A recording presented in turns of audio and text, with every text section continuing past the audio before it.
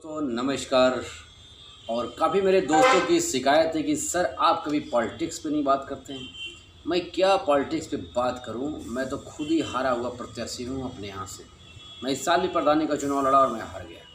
दोस्तों अभी मैं शूटिंग करके आया तो मुझे कुछ मित्रों ने ऐसा मैसेज किया था कि सर कभी कभी आप पॉलिटिक्स पे बोलिए कि आपका क्या राय है कि आप चुनाव कभी लड़ने वाले हैं या नहीं। तो मैं दोस्तों आपको साफ बता दूँ कि मैं इस साल अगर किसी पार्टी ने मुझे टिकट दिया, चाहे वो भारतीय जनता पार्टी हो, चाहे वो बहुजन समाज पार्टी हो, चाहे वो समाजवादी पार्टी हो, चाहे वो कांग्रेस पार्टी हो, किसी ने भी अगर मुझे फ्री में टिकट दिया तो मैं चुनाव यकीनन लड़ूंगा। इसके लिए मेरी अगले साल माननीय श्री शिवपाल जी से भी वार्तालाप हुई थी और एक पार्टी और है बीजेपी जिसके लिए हमारी वार्तालाप हुई थी और उस समय हमें आजमगढ़ से मुझे सांसदीय लड़ने के लिए प्रोत्साहन भी किया गया था, लेकिन मैं चुनाव मैदान में नहीं आया क्योंकि उसमें मेरे साथ बहुत सारी समस्याएं थी।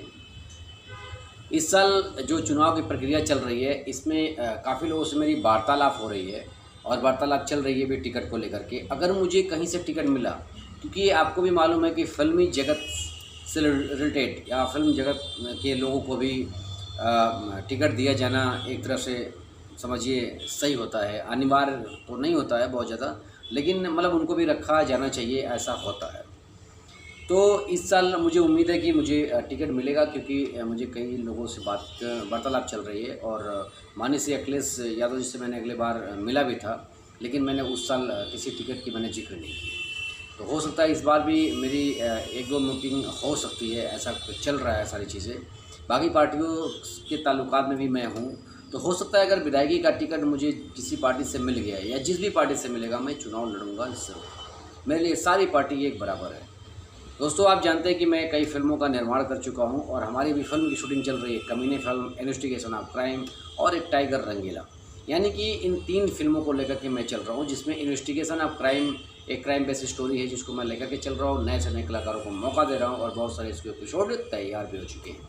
अभी कमीने के हमने एक गाना भी कम्प्लीट कर लिया और टाइगर रंगीला भी शूट के लाइन पर है, जल्दी हम शूट करने वाले हैं। कई लोगों ने मुझे, मेरे दोस्तों ने बोला कि सर महंगाई पे आप चर्चा क्यों नहीं करते हैं। लो, एक तरफ आई इलेक्शन की और दूसरी तरफ आई महंगाई की। तो दोस्तों ये सच है कि महंगाई बहुत बढ़ गई है। देखिए इसमें किसी पार्टी वाइज की मैं बात नहीं कर रहा हूँ और ना मैं किसी सरकार का मैं दोष दे रहा हूँ। अभी जैसे जिस गैस सिलेंडर का दाम 400-450 था, वही गैस सिलेंडर का दाम 900 के करीब पहुँच गया। जिन पेट्रोलों का दाम 60, 65, 70 था, वही पेट्रोल आज पहुंच गए आपके 100 के करीब पहुंच गए। हम जहां विकास की तरफ जाना चाहिए वहां हम विकास की तरफ नहीं बल्कि हम पीछे की तरफ जा रहे हैं। ऐसे कई कारण हैं। जब कोरोना काल चल रहा है, लॉकडाउन लग रहा है, सारी चीज़ें बंद है, तो उसमें दारू की दुकान खोलने का क्या कारण है? क्या दारू की दुकान खोल देने से विकास होगा? कोरोना रुक जाएगा? ऐसा कुछ भी है नहीं। अब उठा करके इतिहास देखिए, कोरोना काल में जो अगर सबसे पहले कोई दुकान खोली गई मेडिसिन को छोड़ करके, तो सारे के सारे दुकानों में सबसे नंबर 1 आएगा, वो है वाइन की दुकान। जबकि अगर सबसे पहले कोई चीज़ बंद कर दिया गया तो वो है कॉलेज और स्कूल। जहाँ से विकास होना था उस चीज़ों को बंद कर दिया गया और जहाँ से नुकसान होना था उन चीज़ों को शुरू कर दिया गया। अब सोचिए देश का विकास हो तो कैसे? जब शिक्षा प्रणाली पे ही ब्रेक लग गया, शिक्षा प्रणाली रोक दी गई, तो यकीनन मानिए उस देश का विकास कभी हो ही नहीं सकता है। बहुत सारे ऐसे कंडीशन हैं। चुनावों में, इलेक्शन में, मीटिंग में काफ़ी से काफ़ी लोगों ने भीड़ लगाया था। अब देख लीजिए प्रधानी चुनाव में हज़ारों हज़ारों की भीड़, जिला पंचायत में भीड़ ही भीड़। अभी विधायकी, सांसदीय जो भी अभी चल रहा है इस समय, लोग जगह जगह जा कर के अपनी मंच लगा रहे हैं, लाखों लाखों की भीड़ लगा रहे हैं, तो वहाँ कोरोना नहीं फैल रहा है। लेकिन जब स्टूडेंट अपने स्कूल में 100, 150, 200 हैं जो 1-1 फीट की दूरी पे बैठ सकते हैं, अगर वो कॉलेज जाएंगे, स्कूल जाएंगे, तो उनको कोरोना हो जाएगा। क्यों हो जाएगा कोरोना? जब वैक्सीन लग चुकी है, लोगों को वैक्सीन लग रही है, तो कॉलेज क्यों नहीं खुल रहे हैं? क्यों भीड़ इकट्ठा हो रही लोगों? क्यों जगह जगह चुनाव हुए और शिक्षा को बंद कर दिया गया? देश को आगे नहीं बल्कि पीछे बढ़ने का संदेश है। देश कब आगे बढ़ता है, देश में कब विकास होता है, ये भली बात आपको है। मैं एक छोटी सी आपको आप बीती स्टोरी सुनाना चाहता हूँ, शायद उसको सुनने के बाद आप लोग कुछ याद आ जाएगा। जब हमारे हिंदुस्तान में अंग्रेज आए थे, अंग्रेज जिनके पास कुछ नहीं था और हिंदुस्तान के पास बहुत कुछ था, उन्होंने आया और नमक को अपना बिजनेस बना लिया। उस नमक को लोगों को आदत धराया और बाद में मनमानी तरीके से, मनमानी तौर पे उसको बेचने का काम किया, जो उन लोगों का एक बहुत बड़ा बिजनेस हुआ। दूसरा चीज़ चाय पत्ती, उन लोगों ने चाय पत्ती को पहले फ्री में बांटा, और फ्री में बांटने के बाद जब लोगों को चाय पीने की आदत पड़ गई तो उसको अपनी मुताबिक से उसका रेट फिक्स किए और उसको इस तरह से बेचने लगे कि लोग खरीदने लगे महंगे से महंगे, और उनका हिंदुस्तान में एक बिजनेस बन गया जो विदेशों तक वो लोग बेचते थे, नेपाल चाइना तक वो लोग बेचते थे। ठीक उसी तरीके से आज हो रहा है। गैस सिलेंडर को उठा लीजिए, पहले गैस सिलेंडर को फ्री दिया गया, घर घर में फ्री दिया गया, फ्री लोगों ने उठा लिया। जिनके घर में चूल्हे थे वो टूट गए, जिनको लकड़ियों पे खाना बनाने की आदत थी वो भूल गए। अब करे तो क्या करे, गैस सिलेंडर जो आ गया सस्ता, लेकिन उसी गैस सिलेंडर का रेट मात्र 2 से 3 सालों के अंदर दुगने से अधिक हो गया। अब तो उस घर में चूल्हे नहीं हैं, लकड़ियाँ से नहीं खाना बनाती क्योंकि आदत बिगड़ चुकी है। अब वो बेचारे करे तो क्या करें, 900 का गैस सिलेंडर खरीदेंगे ही खरीदेंगे। अब आप बताइए, ये महंगाई बढ़ी या घटी? बढ़ी। बल्कि शिक्षा को बढ़ाना चाहिए था। पेट्रोल के दामों को देख लीजिए, जहाँ 70-75 हम खरीदते थे, 2-3 सालों के अंदर आपका 100 रुपये हो गया। सरसों का तेल जो हम 110, 20, 80 रुपये लीटर ले लेते थे वो 200 रुपये तक पहुँच गए। ठीक है, आपने महंगाई बढ़ाई, कोई नहीं, और महंगाई बढ़ाइए, और देश की तरक्की करिए, देश के लोगों को पैसा दीजिए, देश के लोगों को रोजगार और बिजनेस दीजिए ताकि वो अपने पैसों से उन चीज़ों को खरीद सके। लोग घरों में बंद थे 2 साल से, लॉकडाउन है, किसी काम नहीं चल रहा है, लेकिन महंगाई अपनी अस्तर ऐसे बढ़ाती गई और इंसान की जो ग्रोथ थी, जो उसका इनकम थे, वो डाउन होता गया। अब आप सोचिए, आप डाउन हो रहे हैं और ये आपका महंगाई बढ़ रहा है, आपसे इतनी दूरी है कि आप उसको टच नहीं कर सकते। तो देश आगे नहीं बढ़ा है। ऐसा कौन कहता है देश आगे बढ़ा है? ऐसा कुछ भी नहीं है। ठीक है, देश आगे बढ़ा है, तो आज भ्रष्टाचार में भी देश इन 3-4 नंबरों के बीच में क्यों पड़ा हुआ है? क्यों नहीं भ्रष्टाचार पूरी ख़त्म हो गया? क्यों नहीं दारू की दुकानें और दारू वाइन यहाँ से बंद कर दिए जाते हैं, हिंदुस्तान से, पूरे भारत से बंद कर देना चाहिए, जबकि सब लोग जानते हैं कि इससे सिर्फ और सिर्फ बर्बादी होती है और नुकसान होता है। शिक्षा को बढ़ावा देना चाहिए, शिक्षा पे ब्रेक लगाते हैं, फीस पे कोई ब्रेक नहीं, बच्चों के एग्ज़ाम फीस पे कोई ब्रेक नहीं, बिजली बिल पे कोई ब्रेक नहीं, पानी बिल पे कोई ब्रेक नहीं, होम टैक्स पर कोई ब्रेक नहीं, आपके इनडायरेक्ट डायरेक्ट टैक्स पे कोई फ़र्क नहीं पड़ा हिंदुस्तान के सरकार को। लेकिन इन चीज़ों पे जरूर फर्क पड़ा कि शिक्षा अगर लेने वो लोग जाएंगे तो उनका नुकसान हो जाएगा। कमाल है, जहाँ जनता पड़ी हुई है, रोडों पे लोग भटक रहे हैं, वहाँ नुकसान नहीं हो रहा है। आज भी प्रदेश में जाइए, उन शहरों में जाइए जिन शहरों में मुख्यमंत्री हैं, जिन शहरों में विधायक और सांसद हैं, मंत्री हैं, उन शहरों में जाइए और रेलवे के किनारे जाइए, रेलवे ट्रैक के किनारे चले जाइए, स्टेशनों के किनारे चले जाइए, तो आज भी वो झोपड़ियाँ की झोपड़ियाँ हैं जो झोपड़ियाँ 20 साल पहले पड़ी थी, जहाँ पे लोग भूखे नंगे सोते हैं, जहाँ पे 2 वक्त की रोटी के लिए लोग दर दर भटकते हैं। और आज भी उनके घरों में ना गैस है, ना गैस चूल्हे हैं, और ना ही उन्हें बिजली पानी किसी चीज़ की सुविधाएँ नहीं है। बताइए देश का तरक्की कहाँ है? अरे देश का तरक्की तो तब होगा जब उन गरीबों को आप आगे बढ़ाओगे, तब देश का तरक्की होगा। अभी फ़िलहाल में एक चीज़ बहुत अच्छी आई है कि जो अगर 2 बच्चे से अधिक आपके हुए तो आपके घर में सर्विस नहीं मिलेगी। मैं पूछना चाहता हूँ, ये जनता सवाल कर रही है कि 2 बच्चे इसके पहले जिनके पास थे या 2 बच्चों से कम थे, क्या उनको सर्विस मिली? नहीं मिली। तो ये कौन सी नई बात हो गई? जिनके घर में सिर्फ लड़कियां अगर पैदा हो गई 2 से 3, तो उनके घर का भरण पोषण कौन चलाएगा? जिनके घर में बाप नहीं होंगे, सिर्फ एक आध बच्चे होंगे, तो उनके घर का भरण पोषण कौन चलाएगा? जरा सोचिए, जिनके घर बच्चियां हैं, सिर्फ माँ है, उसके घर बाप भी नहीं है, वो माँ बेचारी कैसे चलाती है घर को? बेरोजगार होती है, कैसे अपने बच्चों को शिक्षा देती है, कैसे दर दर भटक करके इकट्ठा करके कैसे मेहनत करके अपने बच्चों को 2 वक्त की रोटी खिलाती है और उनको शिक्षा देने की कोशिश करती है। क्या सरकार की निगाह वहाँ तक नहीं पहुँचती है? वोट लेना पड़ता है तो विधायक, सांसद, प्रधान, चाहे जिला पंचायत एक एक घर को छान डालते हैं, गलियों में जा के छान डालते हैं। वो जान जाते हैं कि कहाँ पे कौन रह रहा है, कौन गरीब, कौन अमीर, कौन कितना परेशान है, सब जान जाते हैं। लेकिन जीतने के बाद आप कभी ये नहीं जानते कि किसके घर में बच्चे हैं नहीं हैं, किसके घर में बच्चियाँ हैं नहीं हैं, किसके घर के माँ बाप नहीं हैं, कौन अनाथ पड़ा है, कौन रोडों के किनारे भटक रहा है। ये तब आपको नहीं दिखता है।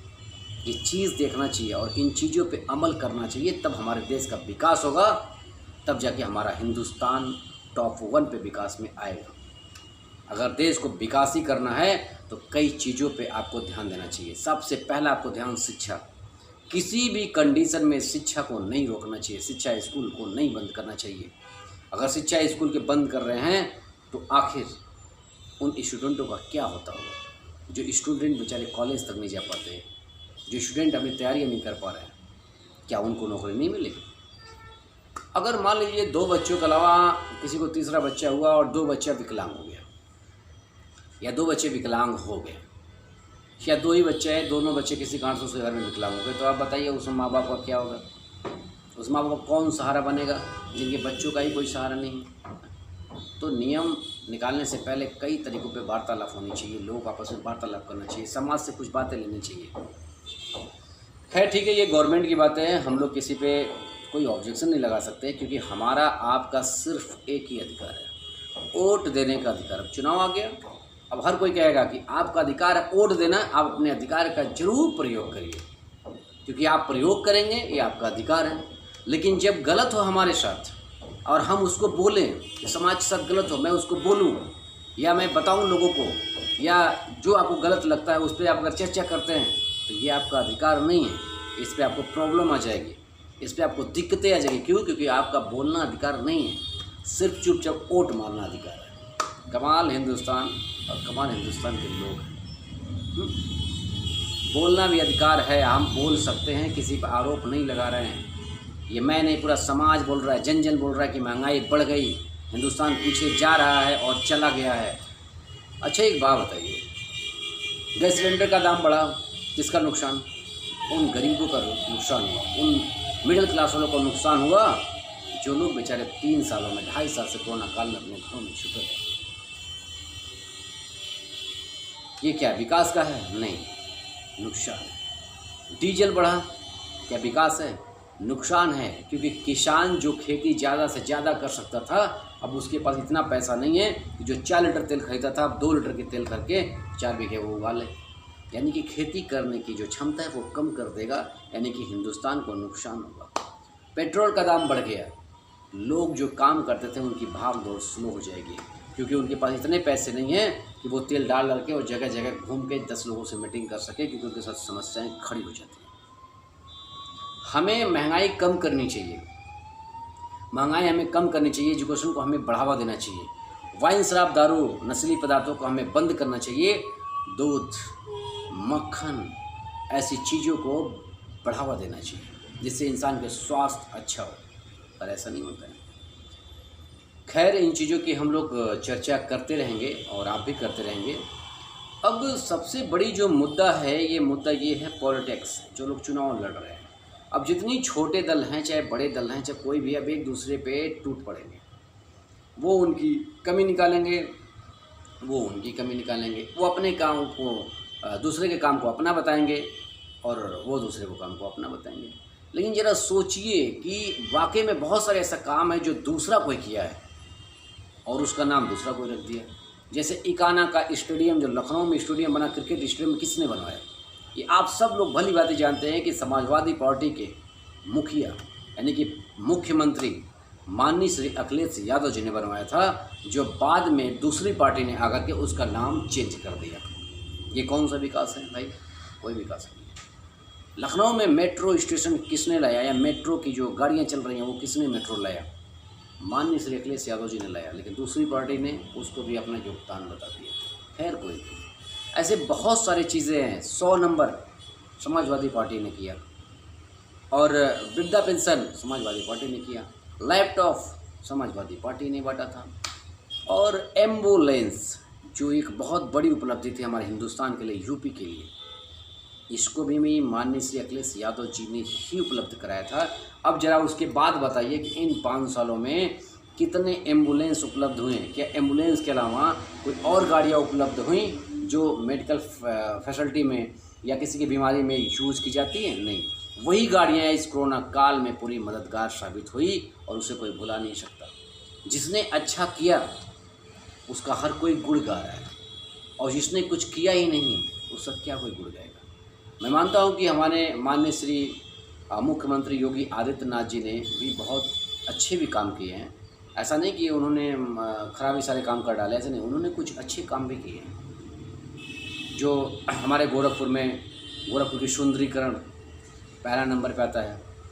तारामंडल के बगल में जो आपका वो पार्क बना, वाटर पार्क बना, फिर गोरखपुर महोत्सव, ऐसी बहुत सारी चीज़ें हमारे माननीय श्री योगी आदित्यनाथ जी करते रहते हैं, जो गोरखपुर के लिए, पूर्वांचल के लिए एक बहुत बड़ी शान की बात है। और पूरे यूपी के लिए कितनी शान की बात है ये सभी को मालूम है। और एक मुख्यमंत्री हैं आप, और आपका सम्मान हमेशा रहेगा हमारे दिल में। मैं आज भी सम्मान करता हूँ, हमेशा सम्मान करूँगा। और रही वोट की बात, तो हम लोग हमेशा किसी न किसी को वोट देते आए हैं और देते रहेंगे, क्योंकि वोट देना हमारा अधिकार है। लेकिन हम किसी के खिलाफ़ कुछ बोल नहीं सकते, ये मेरा अधिकार नहीं है। यही तो प्रॉब्लम है हमारे हिंदुस्तान के समाज का, यही तो विकास है हमारे देश का। वोट के लिए आपका अधिकार है, उस अधिकार को पूरा करना अनिवार्य है और पूरा करना चाहिए। लेकिन आप अपने सवाल नहीं बोल सकते, आप अपनी समस्या नहीं किसी से कह सकते, अपनी प्रॉब्लम नहीं कर सकते, क्योंकि तब वहाँ पे जुबान पे ताला लगा दीजिएगा, आपका अधिकार नहीं है। यही समस्या है हमारे हिंदुस्तान की, यही ग्रोथ है हमारे हिंदुस्तान की। तो दोस्तों, बस मैं यही कहना चाहूँगा कि कुछ हमारे दोस्तों की ख्वाहिश थी, कुछ हमारे ऑडियंस की ख्वाहिश थी, कुछ लोग हमारे जानना चाहते थे कि आप महंगाई पे क्यों नहीं बोल रहे हैं, पॉलिटिक्स पे क्यों नहीं बोल रहे हैं।